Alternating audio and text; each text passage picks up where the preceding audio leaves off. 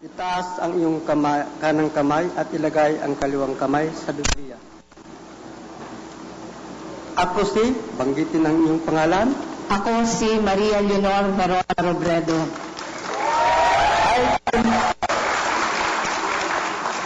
Ay taimtim kong pinanunumpaan. Ay taimtim kong pinanunumpaan. Natutuparin ko. Ng buong katapatan at sigasig. Ng buong katapatan at sigasig. Aking mga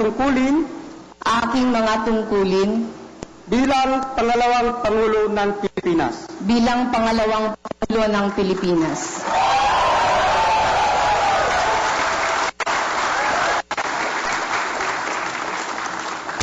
Pangangalagaan at ipagtatanggol ang kanyang konstitusyon. Pangangalagaan at ipagtatanggol ang kanyang konstitusyon.